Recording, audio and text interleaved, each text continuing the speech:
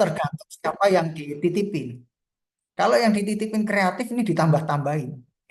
Jadi kalau kita nitip pesan secara lisan itu bisa nambah bisa kurang pada orang. Nah, untungnya sekarang ada teknologi yang membantu kita sehingga pesan itu nggak bisa bertambah ataupun berkurang. Ya misalnya kirim voice call ya atau voice note ya bisa via WA dan sebagainya. Sehingga ini membantu agar tidak sampai timbul miskomunikasi. Itu yang pertama tadi yang dianjurkan ketika kita mau mengucapkan pendapat itu yang pertama harus diperhatikan waktunya harus tepat. Kemudian yang kedua yang disampaikan ini adalah benar atau fakta. Jadi tidak mengada-ngada. Kemudian yang berikutnya yang harus diperhatikan adalah sanha cak bahasita hoti. Yakni ucapan itu diucapkan dengan lembut.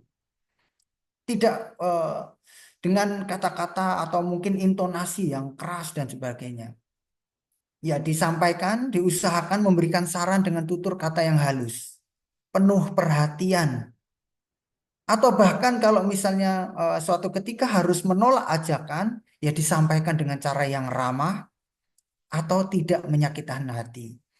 Ya, ini bagian dari skill. Ya, memang tidak banyak orang yang ya mungkin beberapa ya, yang orang yang memiliki kemampuan katakanlah bisa memilah kemudian memilih kata-kata atau diksi yang tepat ketika menyampaikan pendapat atau suatu opini sehingga hal ini bisa mudah dimengerti. Ya memang ini butuh latihan, butuh skill, butuh kemampuan, butuh kita itu terus-menerus menilai, oh ternyata kalau ucapan seperti ini termasuk kasar. Oh, ucapan seperti ini termasuk kategori yang lembut, yang halus. Oh, ini yang beresiko. Ya, salah satunya mengukur diri kita sendiri. Kalau misalnya kita itu dikatain itu, kok nggak nyaman saya. Ya itu artinya memang nggak cocok untuk kita sampaikan. Jangan sampai, oh saya nggak nyaman nih dikatain begitu, saya katain balik. Nah ini udah salah. Ya, jadi ini tidak memperhatikan poin yang ketiga. Poin yang ketiga ketika kita mau menyampaikan sesuatu itu mesti dengan cara yang lembut, cara yang sesuai tutur kata yang halus. Kemudian yang keempat dikatakan bahwa ketika kita menyampaikan sesuatu, adha samhita cak bahasita hoti. Apa yang dikatakan itu adalah hal yang bermanfaat. Misalnya, ucapan yang memang ditujukan untuk memberikan solusi, memberikan saran praktis yang dapat diterapkan, mendorong perubahan positif. Bukan hanya sekedar ya asal ngomong-ngomong aja, asal ngide yang enggak memang ini ya asal keluar aja. Sehingga ucapan ini hendaknya adalah ucapan yang memang ditujukan untuk memberikan manfaat. Ucapan yang ditujukan, oh ini kalau saya sampaikan kepada dia, ini membantu dia untuk menjadi lebih baik, keluar dari masalahnya, membantu dia punya wawasan yang baru. Jadi bukan eh, ucapan yang ditujukan hanya sekedar untuk katakanlah misalnya mempersulit dan sebagainya. Tapi ini adalah ucapan yang bermanfaat. Sehingga ketika kita mengucapkan itu, niat kita sudah betul, niat kita sudah sesuai. Dan ini masuk pada poin yang kelima, yakni disebut metta cittena bahasita hoti. Yakni ucapan itu diucapkan dengan pikiran cinta kasih, pikiran penuh kasih sayang.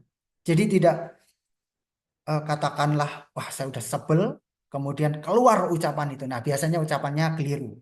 Ya. Sehingga kalau kita mau mengucapkan sesuatu, pastikan hati kita keadaannya seperti apa, kondisinya seperti apa.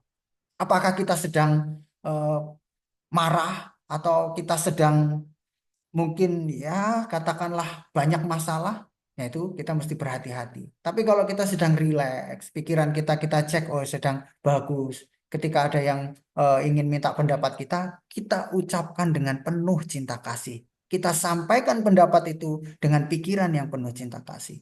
Nah demikian ada 5 kriteria ketika kita mau mengucapkan pendapat kita atau mau menyampaikan ucapan kita.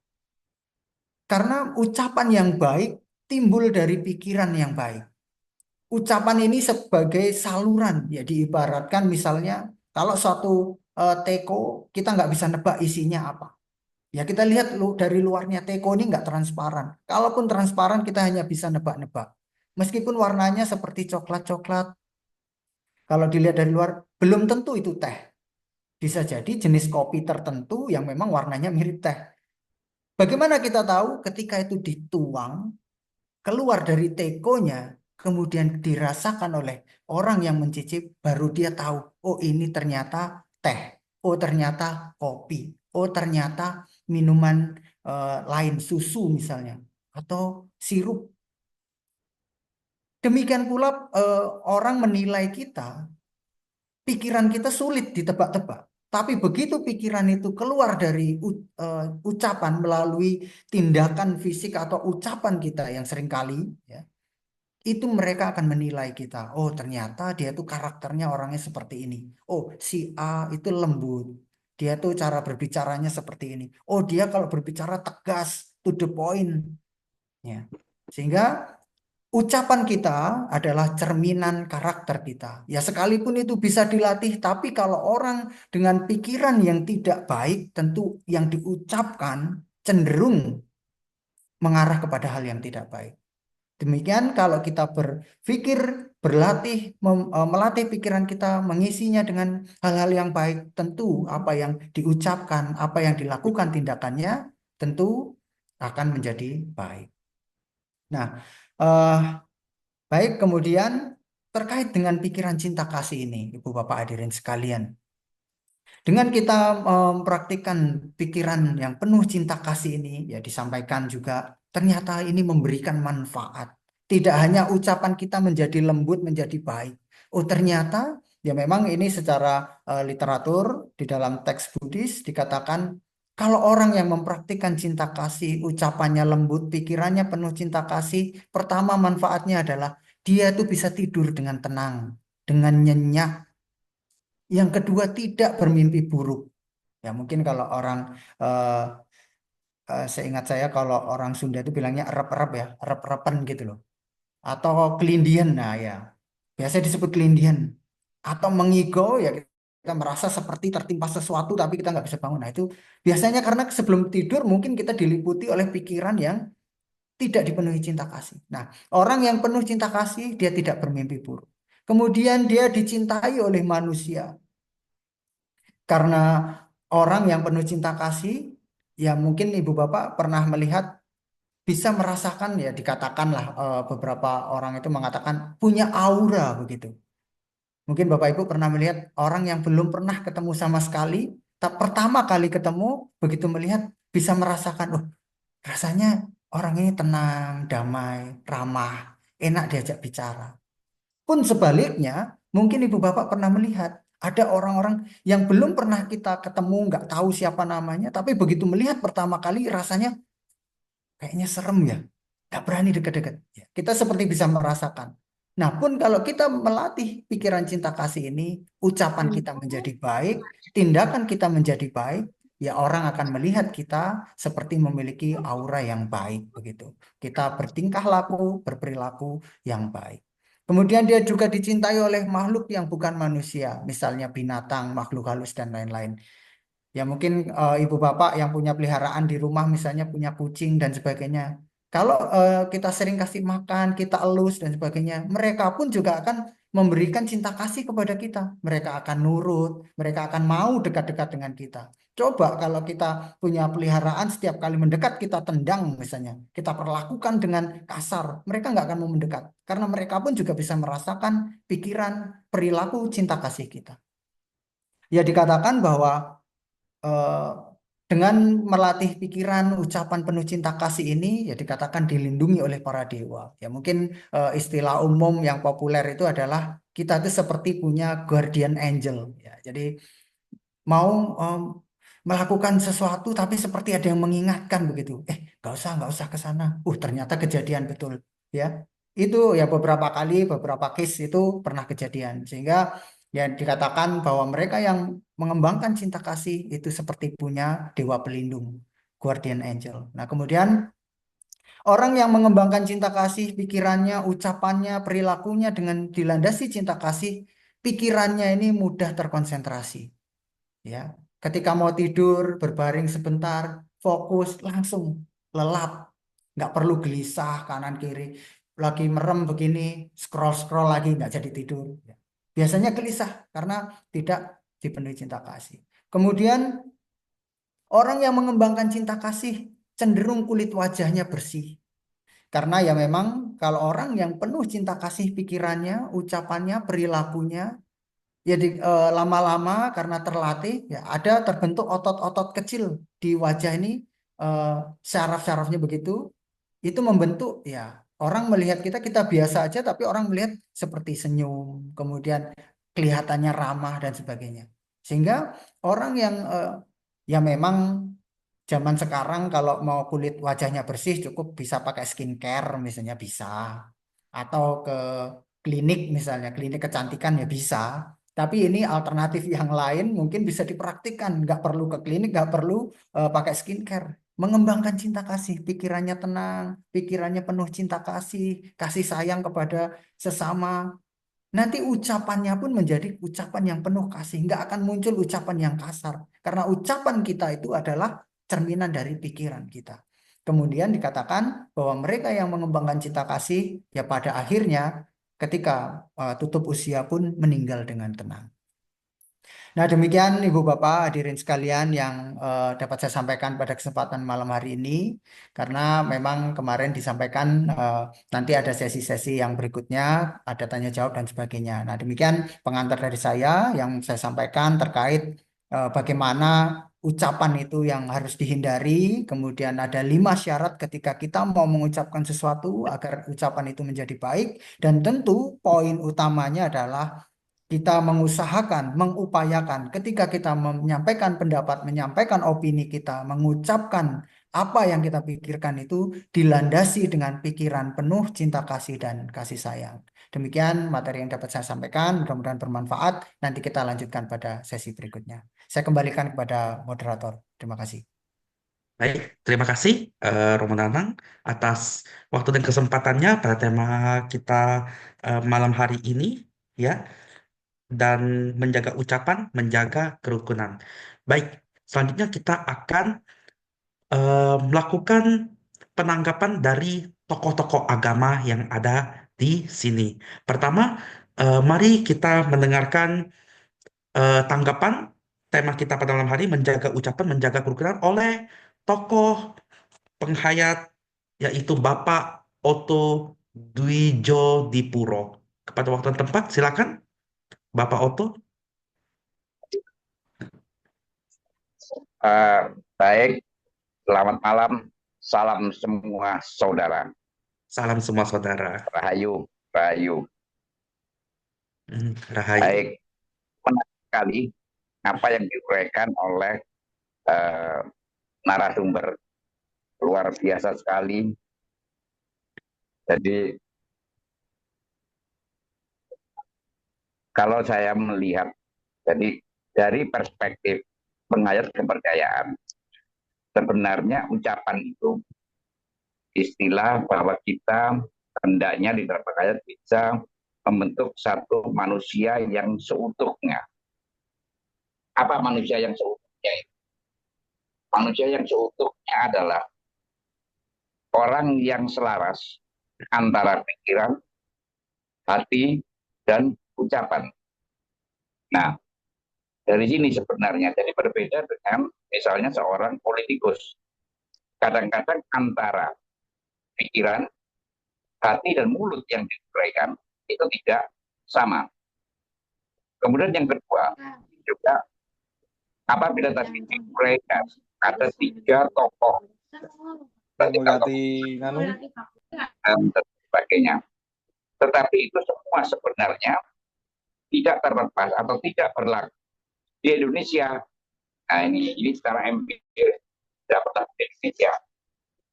Kenapa? Meskipun ucapan-ucapan tokoh-tokoh itu menyinggung perasaan kasar, tapi dia tidak mau mempertegas diri. Malah kalau sudah menguasai harta, tahta, dan kuasa, kemana-mana dia. Nah, bagaimana proses sebenarnya ucapan itu bisa dikeluarkan? Yang pertama, kalau kita pikir di dalam teori ilmu komunikasi ada yang disebut dengan menginput. Jadi menginput ini adalah dari pikiran-pikiran yang masuk di dalam otak diri kita, kemudian disalurkan melalui mulut dan keluar menjadi satu ucapan. Nah, ucapan inilah yang sebenarnya juga sangat dipengaruhi pertama oleh karakter pribadi, dari karakter pribadi, kemudian lingkungan setempat, serta budaya yang atau norma-norma yang melekat pada dirinya. Misalnya, orang Sumatera Utara itu dikenal dengan nada-nada yang keras. Orang Surabaya misalnya dikenal dengan istilahnya blokosuto tanpa tedeng-aling-aling, meskipun sebenarnya niatnya baik. Tapi karena sifat yang tanpa tedeng-aling-aling, belak-belakan, ini mengakibatkan akan bisa menimbulkan satu benturan manakala itu berbeda dengan budaya yang lain. Contoh misalnya, kalau orang Jawa Tengah yang dikenal dengan halus, kalau di dalam bis kemudian kakinya terinjak, maka dia akan mengatakan, "Nun sewu Bapak, menika suku tasik kangge Bapak."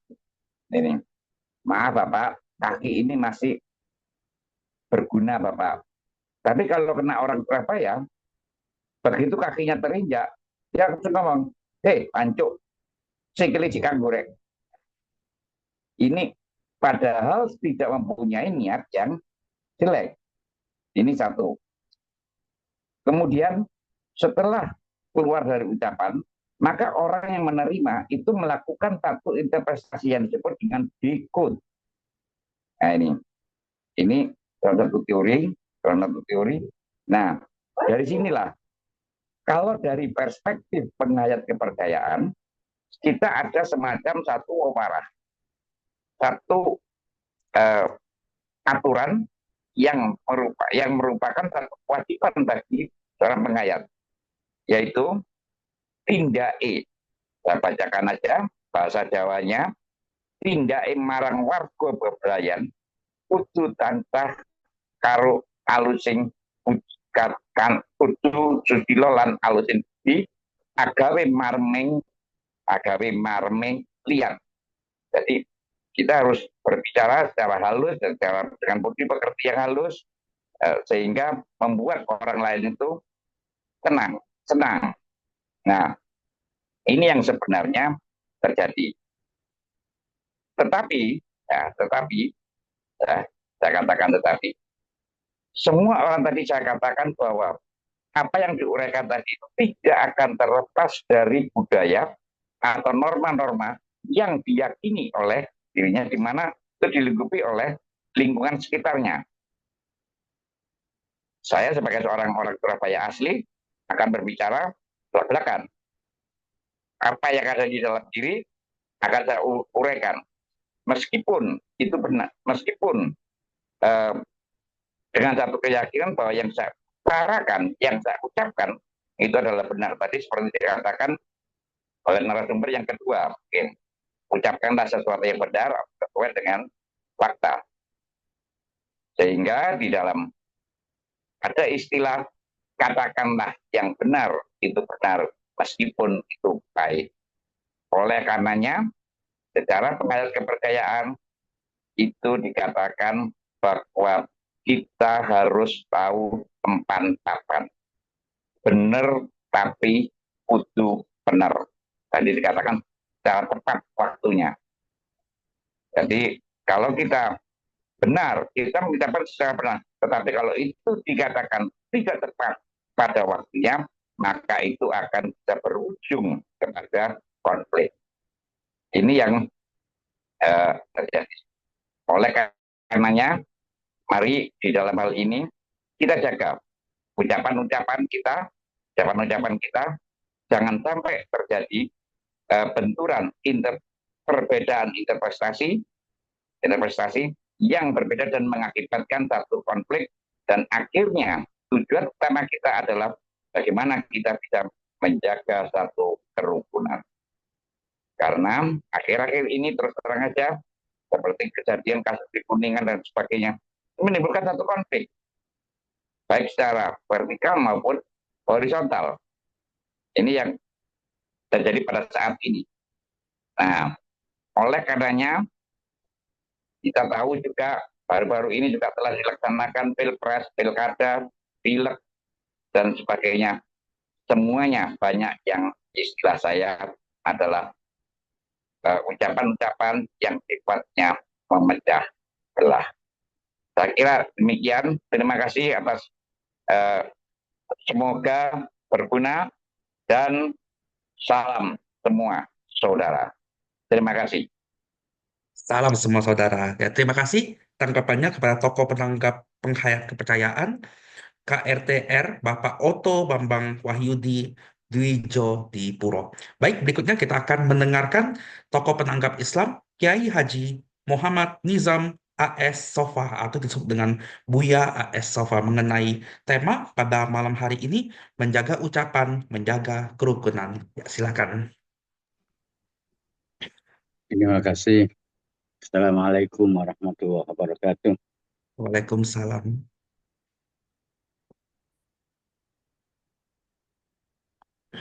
Alhamdulillah.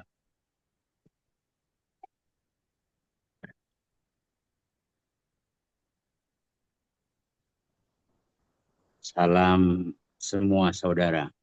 Om Salam. Swastiastu, Namo Buddhaya, Wajib Tongchen,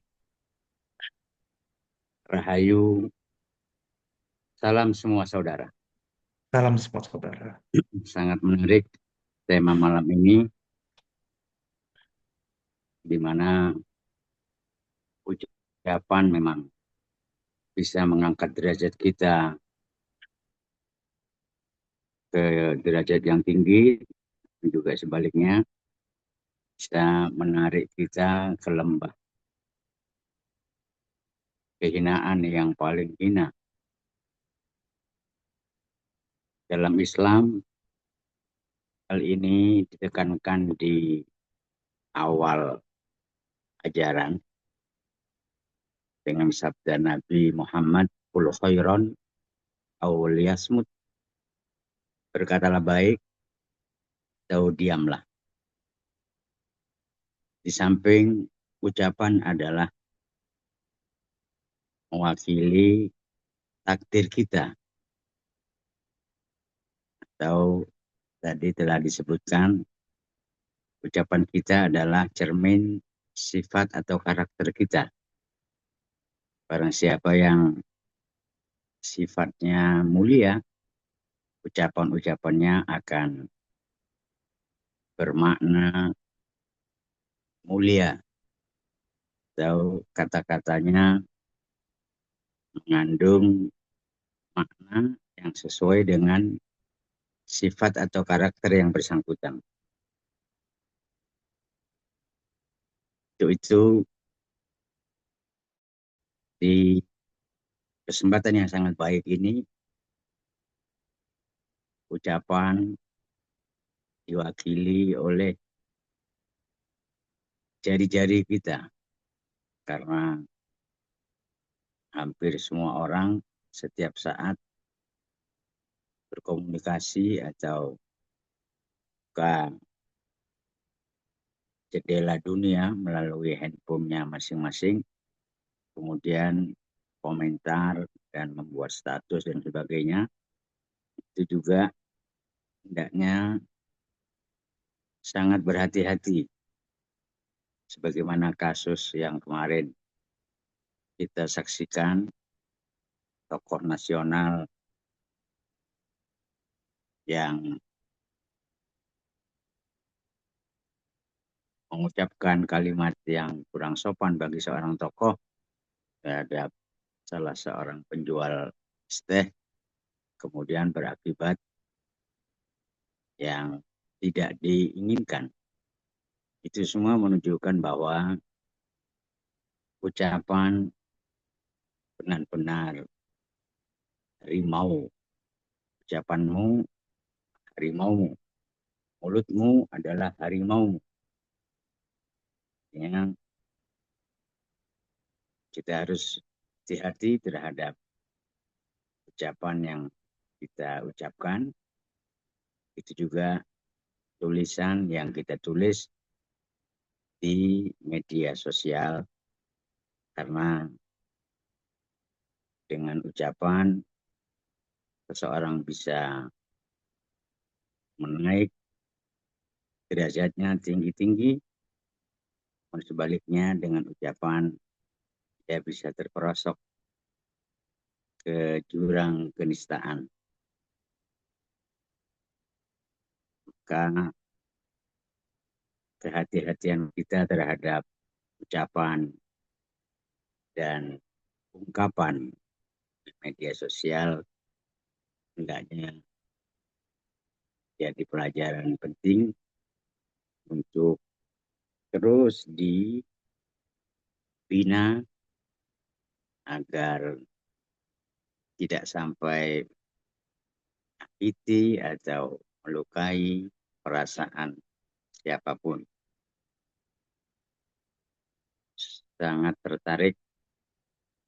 Saya sangat tertarik materi yang telah disampaikan tadi. Semoga bermanfaat bagi kita semua dan semoga ucapan dan ungkapan kita bisa lebih bermoral dan berakhlak mulia, jadi cermin sifat karakter kita masing-masing. Saya rasa ini saja yang bisa saya sampaikan. Kurang lebihnya mohon maaf. Assalamualaikum warahmatullahi wabarakatuh. Waalaikumsalam warahmatullahi wabarakatuh. Baik, terima kasih kepada tokoh penanggap Islam, Kiai Haji Muhammad Nizam AS Sofa. Baik, berikutnya kita akan langsung mendengar tokoh penanggap Hindu, Pak Gede Wasudewa, mengenai tema pada malam hari ini, menjaga ucapan, menjaga kerukunan. Ya, silakan Pak Wasudewa. Ya, terima kasih Mas Singgih Purnama atas waktu yang diberikan kepada saya. Assalamualaikum warahmatullahi wabarakatuh. Salam sejahtera untuk kita semua. Om Swastiastu, Namo Buddhaya, salam kebajikan, Rahayu, salam semua saudara. Tadi telah disampaikan materi sangat luar biasa oleh Mas Nanang ya. Saya rasa materinya itu sangat relevan. Ya, akhir-akhir ini juga sedang ngetren ya tentang ucapan, tentang perkataan. Saya rasa sangat relevan apabila kita membahas itu pada malam hari ini. Terlebih lagi akan kita melihat dari perspektif masing-masing agama.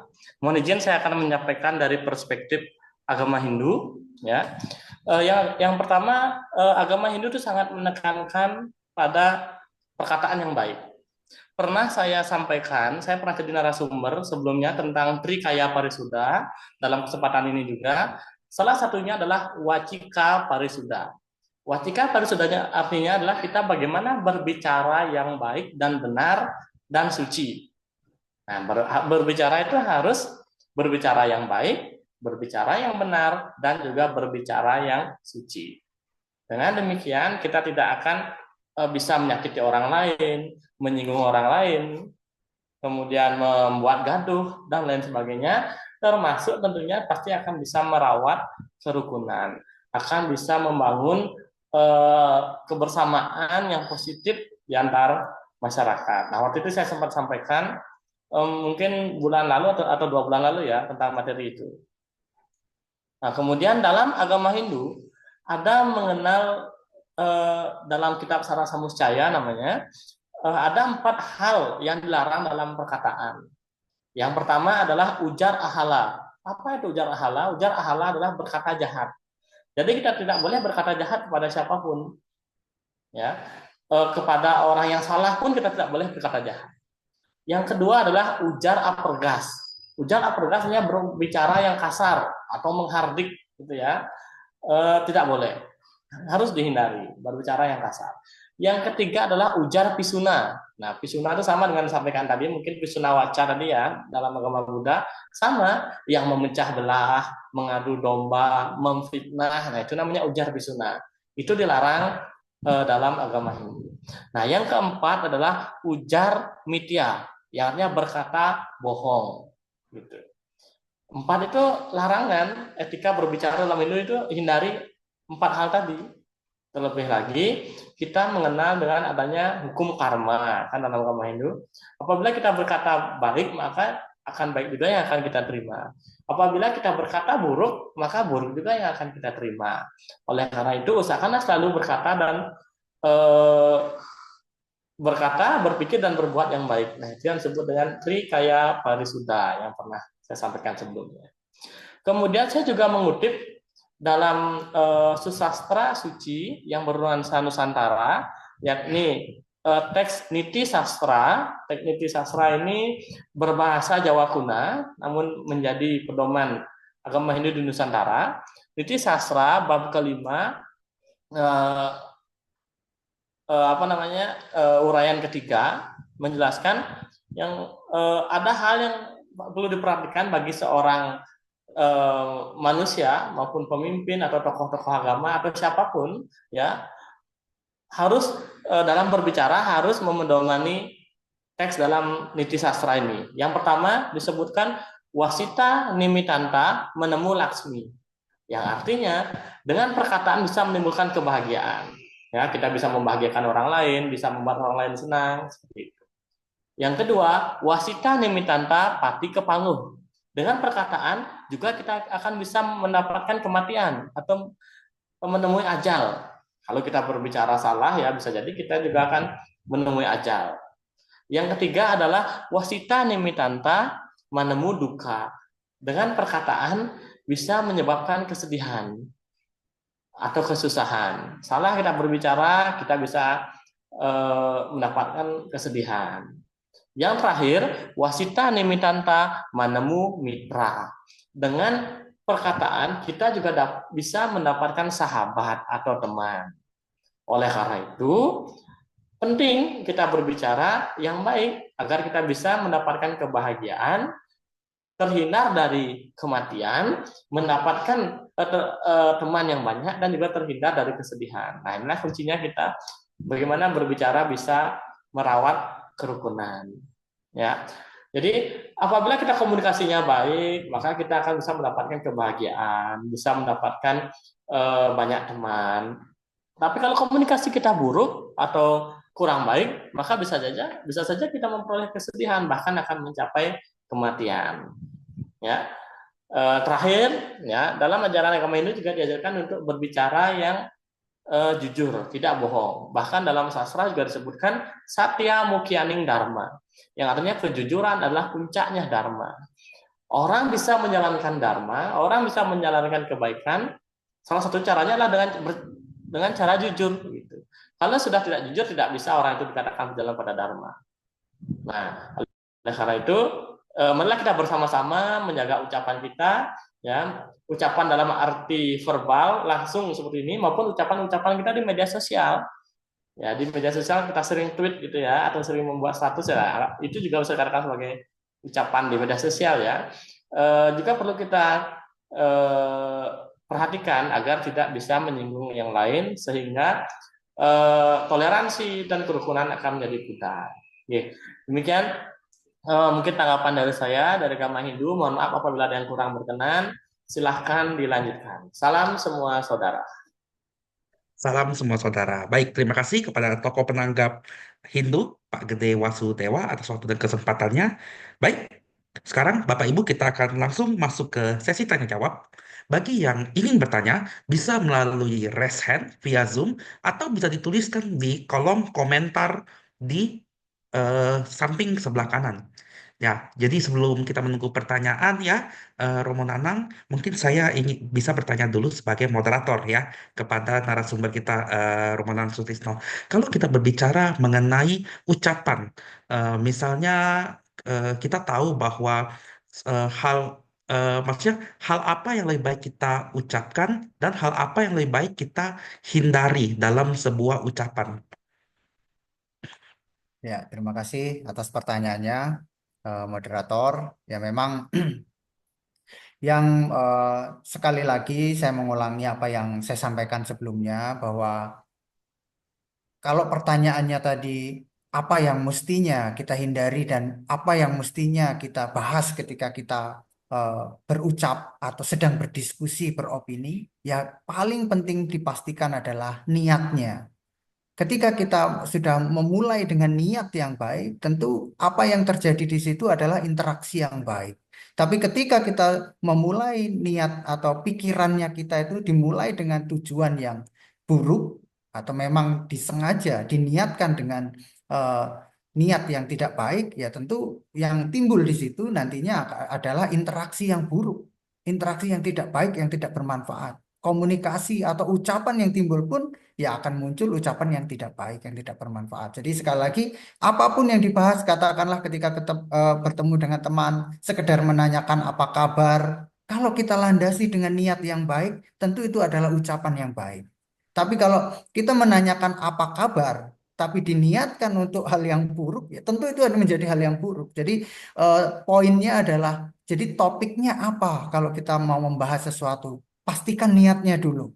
Ketika pikiran kita dimulai dengan pikiran yang baik, pikiran yang eh, memang ditujukan untuk hal yang bermanfaat, tentu nanti pembahasannya pun ya akan menjadi baik. Misalnya seperti malam hari ini, dari awal kita bertemu dengan tujuan untuk ya membahas bagaimana ucapan itu bisa berperan untuk merawat kerukunan. Ini menjadi hal yang baik.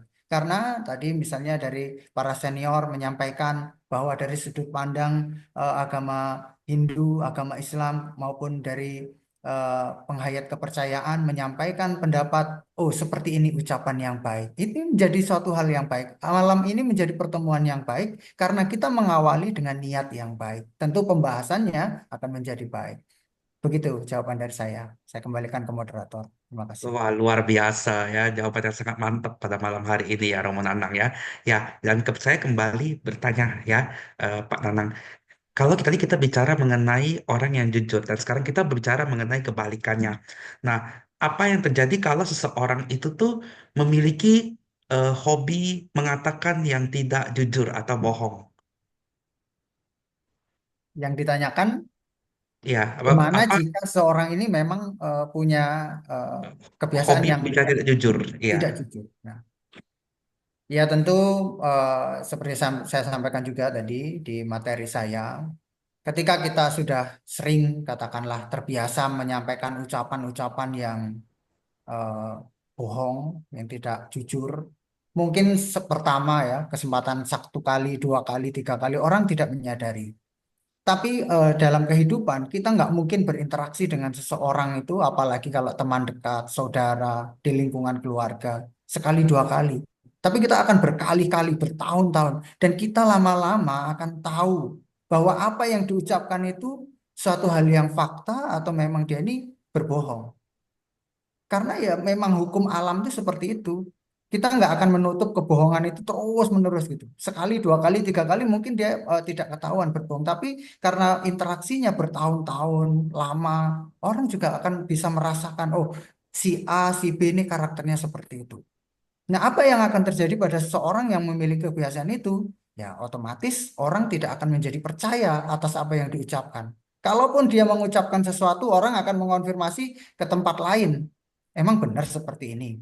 Memang seperti itu. Mereka akan mengecek karena dari sumber dia itu bisa orang sudah merasakan bahwa ya beberapa kali kesempatan faktanya dia tidak mengatakan hal yang sebenarnya. Sehingga ya lama-lama akan dijauhi, lama-lama ucapannya tidak akan dipercaya, lama-lama ya tidak akan punya orang-orang yang mempercayai atas apa yang disampaikan, entah itu opininya, entah itu pendapatnya, entah itu ucapannya, sehingga hal yang kalau seorang ini punya karakter terbiasa berbohong, katakanlah mengatakan yang tidak jujur, ya otomatis lama-kelamaan dia akan kehilangan lah orang-orang terdekatnya, kehilangan kepercayaan dari orang-orang yang sebelumnya sudah percaya dengan dia. Seperti itu, moderator.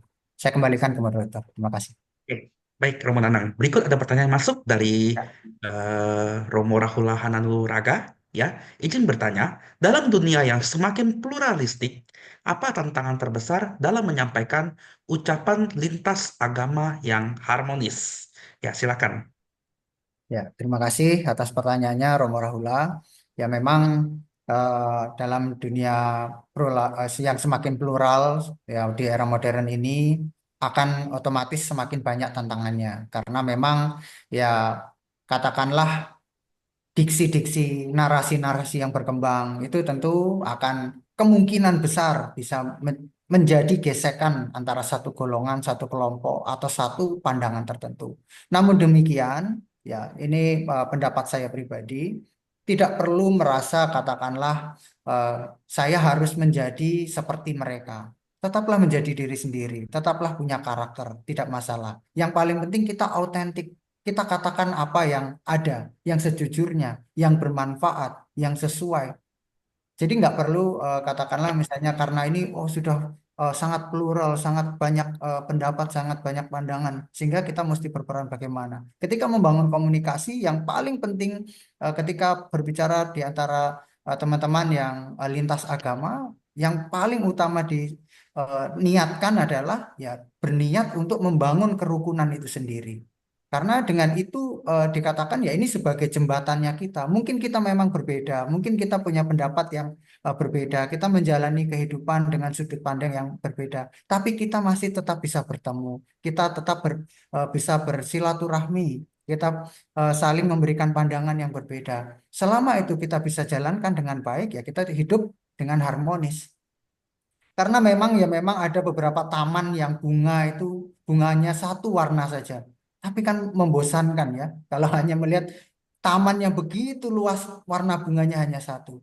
Kalau bunganya itu berbagai macam indah, tertata rapi, harmonis. Kalau dibentuk karangan bunga juga menyejukkan hati, enak. Demikian pula, meskipun kita terdiri dari berbagai agama, kita bisa bertemu, berdialog, saling mengkonfirmasi, oh ternyata ada manfaat, oh ternyata bisa kita membangun komunikasi yang baik, sehingga layaknya karangan bunga yang terdiri dari berbagai macam bunga itu, ya kita akan kita punya hubungan dengan teman-teman yang lintas agama, dengan hubungan yang harmonis dan enak dipandang. Komunikasinya pun berjalan dengan baik. Yang paling penting adalah diniatkan untuk membangun kerukunan, bukan sebaliknya. Demikian jawaban dari saya. Terima kasih.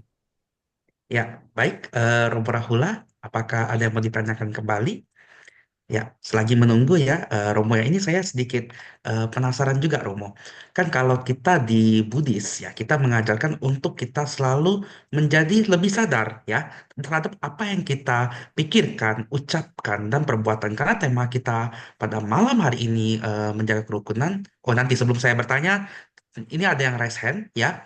Bapak Januari Haryanto. Ya, silakan untuk unmute dan open kameranya. Kami persilakan untuk berbicara. Silakan. Terima kasih waktunya. Assalamualaikum, salam semua saudara. Waalaikumsalam, salam semua saudara. Di sini saya hanya ingin menggarisbawahi saja apa yang telah disampaikan oleh para pakar tadi. Begini saya sampaikan, saya juga bolone Romo utuh kepercayaan. Namun di dalam ajaran pewaras saya itu mengatakan ucapan atau mulut itu termasuk sebuah atau di dalam perabot hidup yang disebut adalah panca indera. Nah, walaupun itu hanya panca indera, apabila salah menggunakannya akan berbahaya bagi orang lain dan dirinya sendiri. Dan begitu. Nah, maka di dalam pewaras kami mengajarkan tumindae dadya sembah, tumanduke dadya puji. Bahasa Jawanya.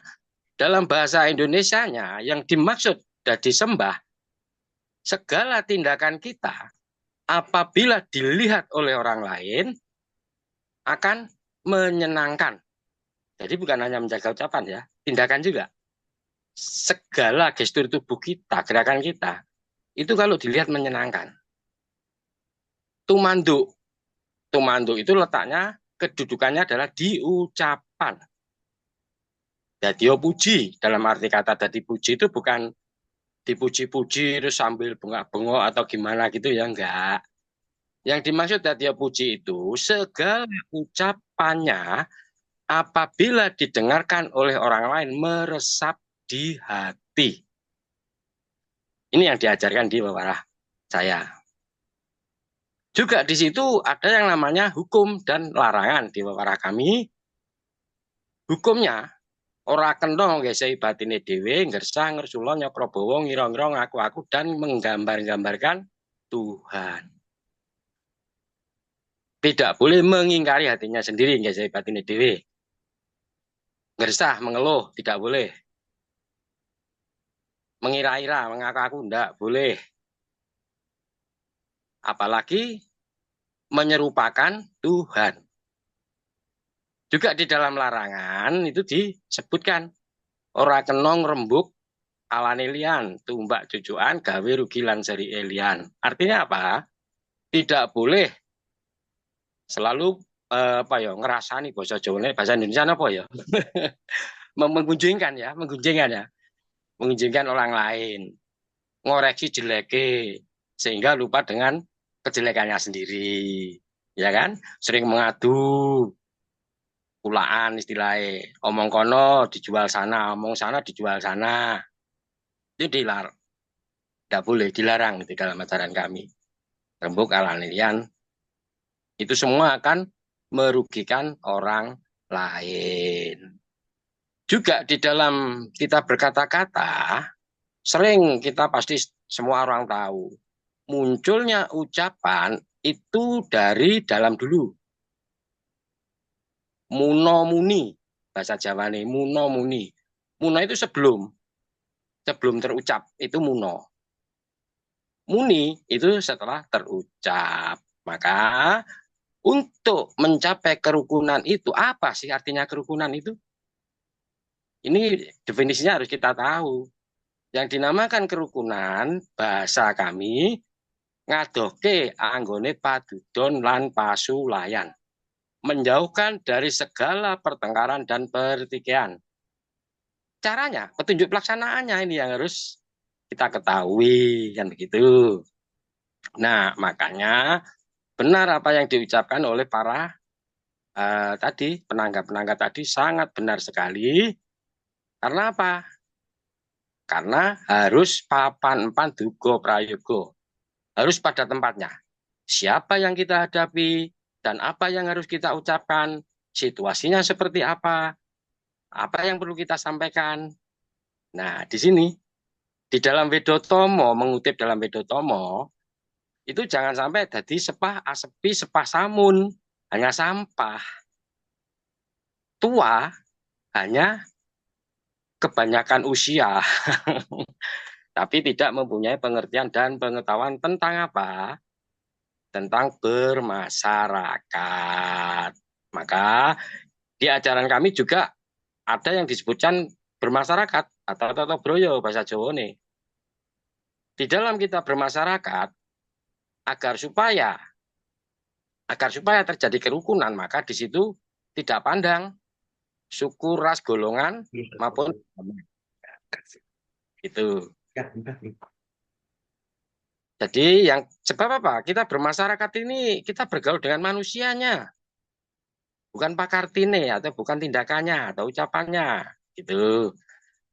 Sekian dulu, mungkin ada yang lain nanti nggak kebagian. Terima kasih. Salam rahayu, assalamualaikum. Salam semua saudara. Rahayu, rahayu, rahayu. Salam semua kebajikan ya. Baik, terima kasih Bapak Januari Haryanto ya atas tanggapannya yang sangat luar biasa ya, Pak Januari Haryanto. Baik, kita akan langsung masuk ke sesi pertanyaan di komentar Zoom. Berikut pertanyaan dari Ibu Titin Handayani. Bagaimana pendapat Bapak tentang berbohong demi kebaikan? Ya, silakan Romo Nanang. Ya, terima kasih. Pertama tanggapannya dari Bapak Januri, ya kita belajar banyak. Memang meskipun masing-masing punya pendapat, masing-masing punya pandangan, tapi tentu kita ketemu benang merahnya bahwa ya apapun yang kita lakukan tujuannya ya untuk kebaikan itu sendiri dan juga merawat kerukunan antar umat manusia, ya, sekalipun memang masing-masing punya caranya masing-masing. Nah, kemudian pertanyaan yang dari Zoom tadi, bagaimana pendapat tentang berbohong demi kebaikan? Ya, tentu eh, apa yang disebut sebagai kebaikan pasti diawali dengan kebaikan. Apakah suatu kebaikan bisa dimulai dari yang tidak baik? Ya, tentu tidak bisa dikatakan begitu. Nah, kemudian dikatakan bagaimana kalau berbohong demi kebaikan? Ya, ini mesti dipisah. Kalau berbohong eh, memang diniatkan awalnya, ya ini sekali lagi kembali ke niatnya itu seperti apa. Kalau memang niat awalnya ini demi kebaikan, katakanlah misalnya, ya ini yang sering menjadi dilematis ya. Suatu ketika misalnya kita ambil kasus kalau di rumah sakit misalnya, ketika mau menyampaikan satu keluarganya ada yang eh, sudah tutup usia, tapi ingin berusaha menjadi lebih halus dan sebagainya, ya ini menjadi dilema. Bagaimana menyampaikannya? Karena kalau disampaikan to the point beresiko. Karena kita tahu mungkin anggota keluarganya ada yang punya riwayat mungkin penyakit jantung dan sebagainya. Sehingga untuk menjaga itu ya mungkin eh, tidak dikatakan benar-benar berbohonglah untuk mencapai kebaikan ini, tapi dilakukan dengan cara yang lain. Yang paling penting sekali lagi niat awalnya apa? Oh, niat awalnya untuk menjaga keluarganya agar tidak sampai terkena ya katakanlah keburukan lah, merugikan begitu. Agar tidak timbul kerugian yang lain yang lebih besar misalnya. Memang ini sudah terjadi, ya bagaimana caranya mengemasnya agar menjadi lebih halus, lebih bisa diterima begitu. Jadi tidak bisa dikatakan juga berbohong demi kebaikan. Karena ya sekali lagi kalau disebut kebaikan tentu diawali dengan niat yang baik. Kalau memang itu adalah suatu cara untuk menyampaikan informasi agar tidak straight to the point begitu yang bisa menimbulkan kaget begitu untuk anggota keluarga yang lain, ya kita kemas dengan cara yang lain, mungkin ya memutar mungkin dengan cara analogi, mungkin bicara yang halus, berbicara dengan cara yang menyentuh sehingga ya tidak sampailah dikatakan berbohong. Jadi demikian mungkin istilah berbohong demi kebaikan ya sekali lagi harus dicek kembali ke niat awalnya apa. Kalau memang niat awalnya itu adalah demi menjaga katakanlah ini niatnya untuk agar kebaikan ya untuk mencapai suatu kebaikan tertentu ya tentu ini adalah suatu kebaikan. Tapi kalau memang di awal niatnya itu adalah tidak baik ya sekalipun itu diperhalus, dibuat kemasannya bagus, indah ya tetap itu bukanlah hal yang baik. Sekali lagi kembali kepada niatnya. Demikian. Ya, terima kasih kepada Saudari Titin Handayani atas pertanyaannya. Dan kita langsung masuk pertanyaan berikutnya dari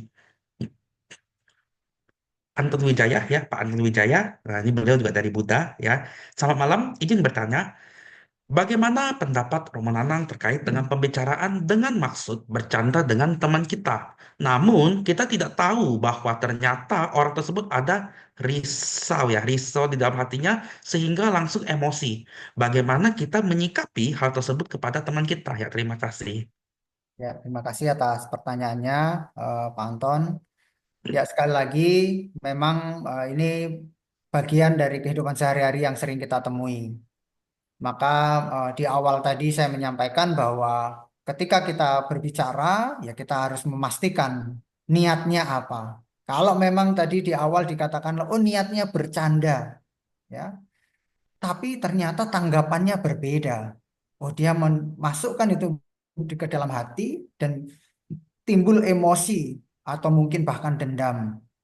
Nah ini menjadi pelajaran bahwa ketika kita niatkan bercanda, belum tentu orang yang mendapat informasi itu menerimanya sebagai bercanda. Karena niat itu munculnya di kita. Mereka belum tahu, belum tentu tahu. Nah, bagaimana agar komunikasinya nanti menjadi saling mengerti? Oh, ini niatnya bercanda ya, sampaikan aja lebih baik. Ini bercanda loh ya.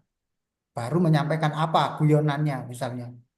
Sehingga ini konteksnya jelas. Tapi kalau kita hanya berpikir, oh niat saya bercanda kok, karena sudut pandang bercandanya kita, background kita, dengan orang yang menangkap informasi itu sebagai bercanda itu belum tentu sama. Sehingga harus dipastikan dulu.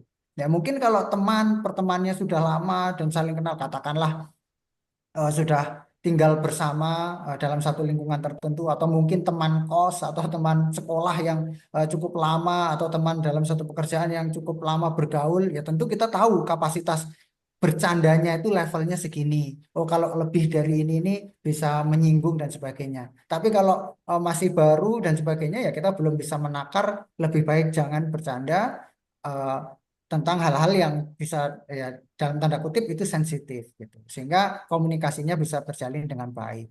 Nah, yang paling penting sekali lagi, ketika memang kita niatkan memang untuk bercanda dan kita ingin memastikan orang yang mendengar bercandaan kita itu tadi, katakanlah tidak sampai tersinggung, ya sampaikan di awal bahwa kita ini bercanda loh ya saya. Nah, kemudian sampaikan apa bercandaannya.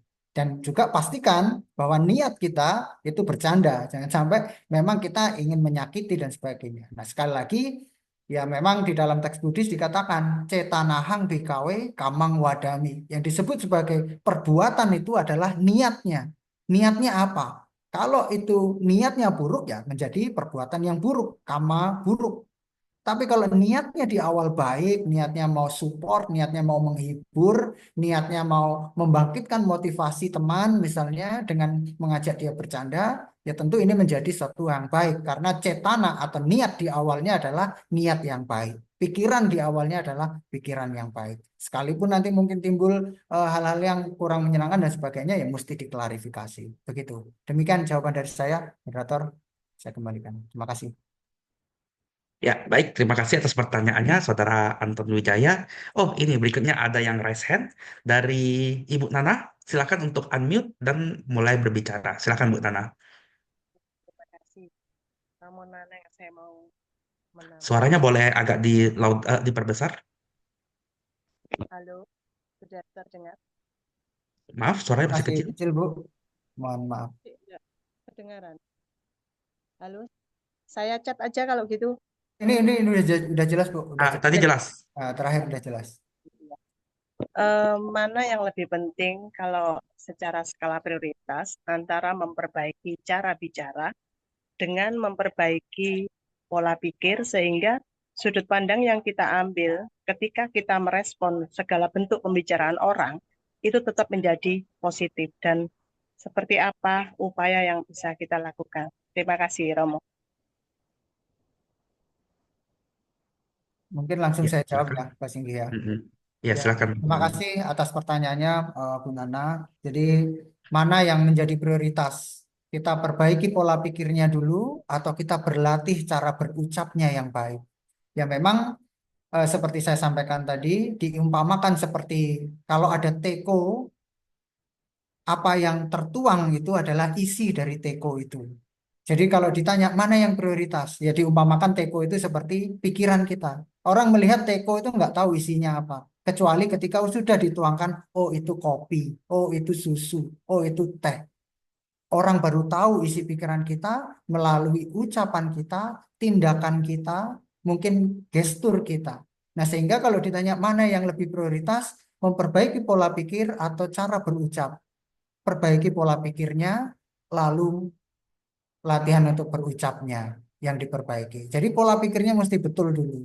Sekali lagi, ya ketika kita mau membahas sesuatu, beropini, menyampaikan pendapat, niatnya apa? Kalau memang diniatkan itu adalah dari pola pikir yang baik, tentu keluarnya akan yang baik. Sekalipun katakanlah orangnya tidak terlalu lancar berkomunikasi, terbata-bata dan sebagainya, orang bisa mengerti.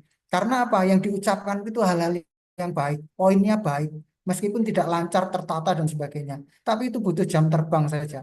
Nah, kemudian lantas upayanya apa yang bisa dilakukan untuk melatih pola pikir yang baik ini?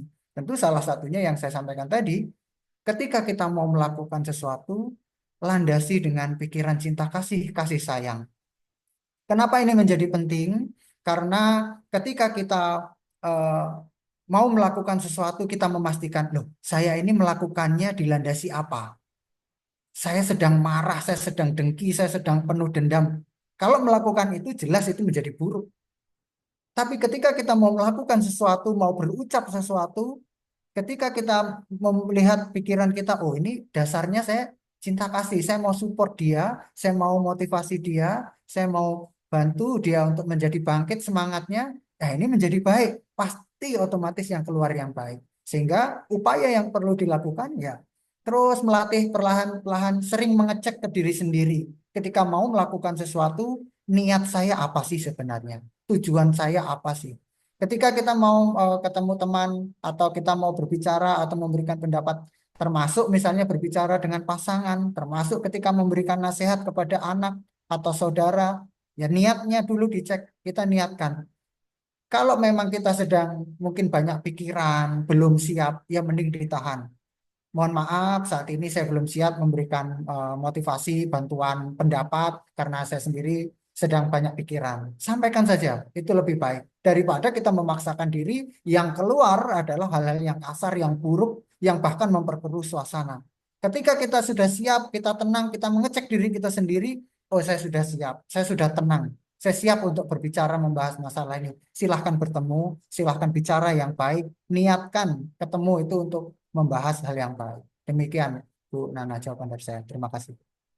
Baik, terima kasih Ramo. Cek. Ya, bagaimana Bu Nana? Terima kasih, sangat jelas sekali penjelasannya. Ya, baik. Terima kasih Bu Nana. Ya, ini pertanyaan dari saya ya, Romanayang. Nanang, saya tadi ada penasaran. Em, kan tadi kita sebagai seorang Buddhisme, ya, kita kan harus menjaga yang namanya itu pikiran, ucapan, dan perbuatan seperti Teko tadi ya.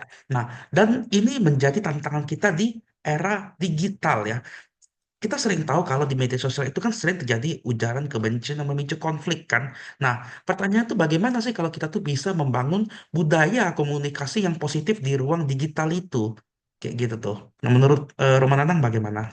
Ya, terima kasih. Ini memang menjadi isu yang cukup populer ya di zaman sekarang karena kita selain hidup berinteraksi secara langsung secara offline, kita juga berinteraksi secara online seperti ini. Sehingga ya mungkin melalui medsos, melalui komentar dan sebagainya. Nah, pertanyaannya bagaimana cara kita membangun lingkungan digital yang baik, yang tidak penuh kebencian dan sebagainya?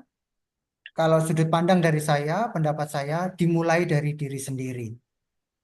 Harus memastikan bahwa ketika kita katakanlah membuat status di Instagram atau di media sosial, berkomentar di media sosial, kita pastikan kita berucap yang baik, berkomentar yang baik, berniat memberikan komentar dilandasi dengan niat pikiran penuh kasih sayang, ingin mengingatkan, ingin mensupport, ingin membantu, bukan sebaliknya. Sehingga kalau kita berani mau memulai dari diri kita sendiri, kita selalu cek niat kita apa. Oh, kita pastikan kita mau komentar, mau mengetik itu kita niatkan dengan niat yang baik. Ya tentu kita nggak bisa mengatur orang lain soalnya. Kita nggak bisa mengubah orang lain. Yang paling bisa kita ubah adalah diri kita sendiri. Kalau masing-masing di antara kita yang hadir hari ini, saya lihat ada sekitar kurang lebih 57 partisipan yang hadir. Semuanya berniat baik membangun lingkungan digital, komunikasi yang baik di lingkungan media sosial, ya tentu hasilnya pun akan menjadi baik lingkungannya. Tapi ya kita nggak bisa berharap katakanlah oh, orang lain mau ikut-ikut, ya ikut silahkan itu lebih baik. Tapi kalaupun tidak, setidaknya kita memulai dari diri kita sendiri. Demikian, Bos Indi. Terima kasih. Ya, baik. Terima kasih Roman Anang. Tadi pertanyaan terakhir itu adalah penutupan kita pada acara malam hari ini, ya. Dan Roman Anang silakan memberikan sebuah closing statement atau kesimpulan pada acara malam hari ini. Ya, menjaga ucapan, menjaga kerukunan. Silakan. Ya, baik. Terima kasih.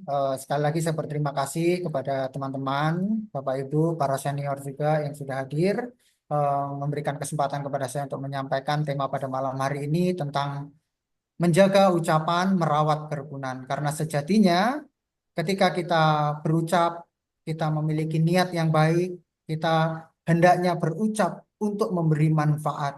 Karena ucapan yang baik berawal dari pikiran yang baik. Demikian dari saya, semoga memberikan manfaat. Selamat malam, terima kasih. Selamat malam. Dan eh, dan menurut saya sebagai seorang moderator, saya Singgi Purnama, saya juga memberikan sebuah closing statement mengenai acara kita pada malam hari ini. akan sangat baik bagi kita untuk menjaga sebuah ucapan karena mulutmu adalah harimaumu dan sangat penting untuk mengendalikannya sehingga kita terhindar dari hal-hal yang kurang baik pastinya. Oleh karena itu, ya, Bapak Ibu semuanya jalan jajan-jajan ke mie gacoan. Jangan lupa membeli makanan. Mari kita jaga lisan dan ucapan agar makin terjaga kedamaian dan kerukunan. Oleh karena itu, selamat malam semuanya. Assalamualaikum, salam sejahtera, eh, namo buddhaya, Om Swastiastu, Rahayu Rahayu Rahayu, salam satu saudara. Dan saya akan kembalikan ke host, silakan Bu Nana. Selamat malam. Baik, salam semua saudara. Sampaikan terima kasih kepada moderator kita, Upacarika Singgi, dengan Romo Singgi. Jadi perlu diketahui Bapak Ibu, Upacarika ini adalah seorang calon pandita. Ya, Romo Singgi ini seorang calon pandita di Buddhis ya. Terima kasih Romo Singgi sudah memandu jalannya diskusi dan jagongan kita pada malam hari ini dengan sangat luar biasa. Dan saya juga ucapkan terima kasih kepada pemateri, narasumber dengan Pandita Muda Romo Nanang Sutrisno. Terima kasih, sangat luar biasa, sangat bermanfaat buat kita semua pemaparannya Romo. Dan kami ucapkan terima kasih juga kepada seluruh tokoh rohaniawan IMP yang telah memberikan tanggapannya, sharing bersama kita semua. Dan saya ucapkan terima kasih kepada seluruh peserta yang telah mengikuti jagongan online IMP. Semoga kita bisa lebih bijak dan lebih berhati-hati dalam menjaga ucapan, baik itu lewat media sosial maupun secara verbal langsung. Dan semoga kita bisa menahan diri dalam berucap yang mana bisa berpotensi memicu konflik. Dan Bapak Ibu, dengan berdialog lintas iman seperti yang kita lakukan saat ini, berjagongan bersama saat ini, diharapkan dapat memperkuat pemahaman kita dan juga memperkuat toleransi antar umat beragama serta memperkuat hubungan antar sesama agama. Baik Bapak Ibu, jangan lupa untuk mengisi absensi dan kuesioner untuk penerbitan e-sertifikat. Sampai jumpa Senin depan dengan tema yang berbeda. Wassalamualaikum dan salam semua saudara.